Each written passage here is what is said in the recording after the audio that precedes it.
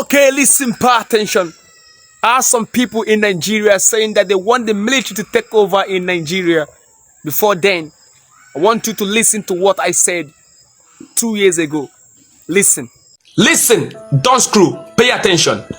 Following the coup d'etat that took place in the Republic of Niger, a whole lot of Nigerians started calling for the military to take over power in Nigeria.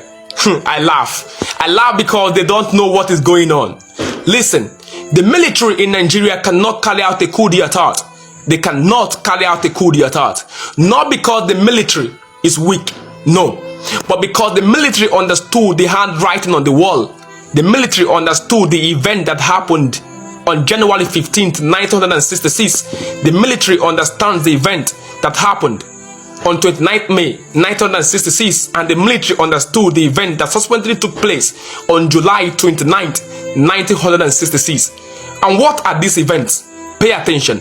It may shock you to know, on January 16th, 1966, young military officers led by Chukwuemeka Kaduna Nzogo and other young military officers of the northern origin, southern origin, and midwestern origin carried out a coup d'etat. And what was their notion? Their notion is not different from our notion today. Their notion was that top military officers were corrupt and top politicians in the political arena was corrupt, and they were determined to take them out of the system to create a better Nigeria for all Nigerians. And at the end of the day, they proved their notion. How did they prove their notion? When the coup d'etat was over, instead of taking over the government, they handed over the government to top senior military officers. They handed over the government to the GOC, the General Officer Commanding, who was General Agi Ironsi.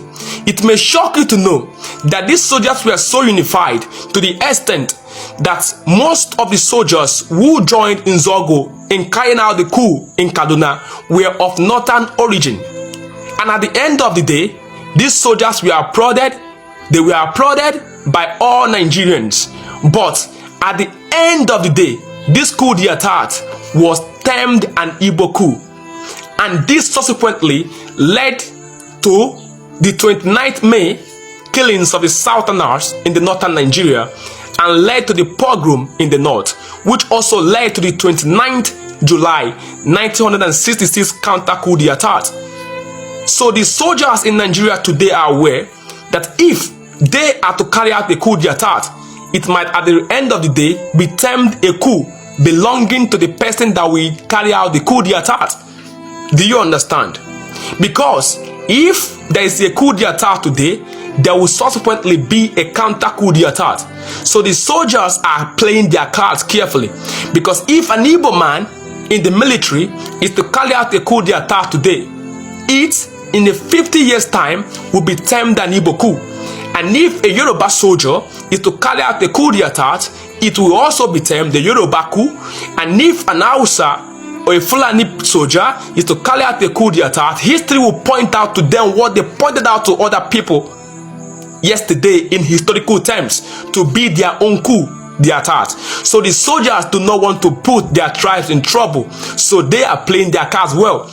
Do you think if it was in Nigeria that the coup d'etat happened in Nigerian Republic, by now there would have been a counter coup d'etat?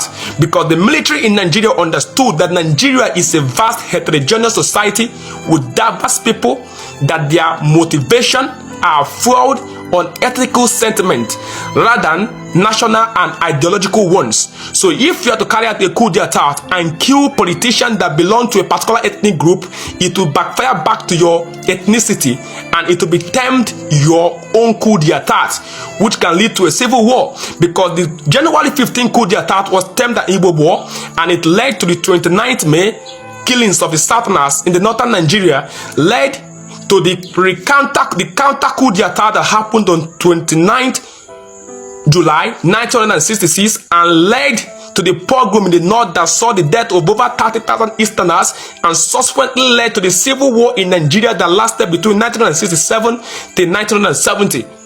So the soldiers are aware of this. which is why they fold their arms and akimbo and watch politicians have a free lunch.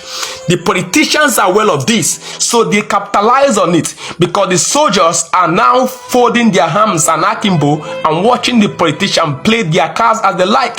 So the politicians are taking the undue advantage of what history portrays, and it boils down of what happened, that we all are a bunch of people whom are amalgamated together in 1914 who could barely tolerate each other. So we cannot do things in any unified, commodified goals. So there's a whole lot of things. So the military know that it cannot happen, and the politicians are aware that the military are aware of what history unfolds. So know that it is practically impossible because the country was built on false amalgamation of people who barely understood each other. Africa, Nigeria, wisdom is the principal thing. You heard that, right? Listen, the military can take over anywhere in Africa and succeed, but not in Nigeria. The reason being that the military in Nigeria are not nationalists. They pay more allegiance to their ethnicity than they pay allegiance to the national goal. So if coup d'etat is to happen in Nigeria and the military take over, the military will soon or later have another coup d'etat, because Nigerian military are not nationalists. They are tribal bigots. They pay more loyalty to their tribes than they pay to the national goal. That is how the Nigerian military works. They are not nationalists. So the military can rule coherently in Burkina Faso because Ibrahim Traoré happens to be a man who have the interest of everyone at heart, and because of the nature of Burkina Faso.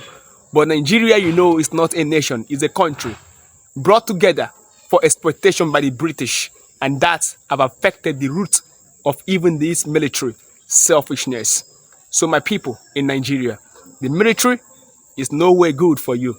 It's nowhere good. I am not saying that the present administration is doing well, but the military is nowhere good, because once they come to power, the first thing they do is to abolish constitution and uphold decree. And when decree is involved, they are going to remove the section that even allows you to protest. So when the military is involved, dictatorship in open place, the government in Nigeria is actually doing dictatorship. But when the military comes in, they'll put it before your very face and nothing can be done about it. All right. So don't say you need it because it's happening in Burkina Faso. The nature of Burkina Faso political arena differs from you. While the soldiers in Burkina Faso have the nationalist interest, your soldiers are selfish people who only pay allegiance to their ethnicity. Wisdom Africa is the principal thing. Of course, you know you can always request for boost from me. All you need to do is to go to my bio right here on TikTok. Okay, send me a WhatsApp message. I will give you a book for myself, and make sure you follow me on all social media platform Modern Day Town Crier. All right, follow my backup page with the right up here, Modern Day Town Crier. You follow my backup page and make sure you subscribe to my YouTube channel. All right, I want to see you there. Request for books. Wisdom Africa is the principal thing. Haha.